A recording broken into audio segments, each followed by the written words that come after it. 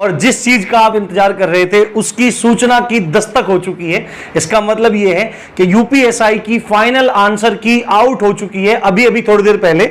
अब मैं आपको दिखाता हूं फाइनल आंसर की में क्या क्या है क्या क्या नहीं है, सब चीज आप समझ लिए। कुल 105 प्रश्नों पर आपत्ति को भर्ती बोर्ड ने स्वीकार किया है। एक बार यहां देख लीजिए आप, ये देखिए यहां पर आपको दिखाई दे रहा है, इसमें पूरा लिखा हुआ है पहले पैराग्राफ में कि भाई ऐसे ऐसे एग्जाम मतलब कंडक्ट करवाया गया था इन तारीख में, सब कुछ आपको पता है और आपत्तियां स्वीकार की गई थी। इसमें लिखा है दूसरे पॉइंट में, अभ्यर्थियों द्वारा प्रस्तुत आपत्तियों पर विषय विशेषज्ञों द्वारा परीक्षण किए जाने के उपरांत 105 प्रश्नों के संबंध में आपत्तियां उचित पाई गई।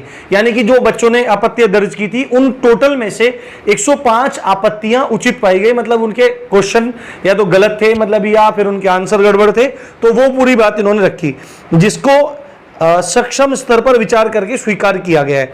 फिर ये बोल रहे हैं कि तीसरा पॉइंट है, 46 प्रश्नों या उत्तर विकल्पों के त्रुटिपूर्ण होने के कारण प्रश्नों को निरस्त किए जाने का निर्णय लिया गया है। तो मतलब जो पूरा एग्जाम हुआ है तो उस पूरे एग्जाम में 105 क्वेश्चन को इन्होंने स्वीकार किया और उन 105 क्वेश्चन में से जो अलग अलग शिफ्ट के हो सकते हैं, ठीक है, उन 46 क्वेश्चन को निरस्त कर दिया है, मतलब वो गलत हैं, या तो उनके उत्तर सारे गलत थे या वो प्रश्न गलत था, तो 46 क्वेश्चन उसमें से हट गए।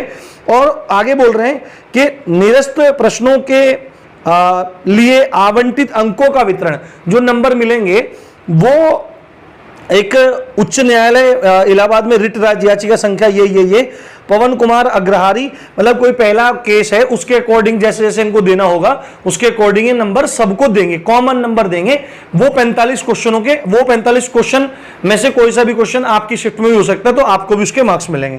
फिर उसके बाद बोल रहे हैं जो 59 क्वेश्चन है ना, जो 59 क्वेश्चन हैं उनके उत्तरों में मतलब विकल्पों में परिवर्तन किया गया है। तो यदि आपके पास आपकी आंसर की है तो आप देख सकते हैं, नहीं तो कोई बात नहीं। अब रिजल्ट मुझे लगता है जैसे एएसआई में हुआ था, बिल्कुल सेम आंसर की दी थी और अगले दिन 24 घंटे के अंदर रिजल्ट दे दिया था, तो मुझे लगता है कि कल तक ये रिजल्ट दे देंगे या परसों, मतलब रिजल्ट बहुत जल्दी अब आने वाला है, ये बात आप मान के चलिए।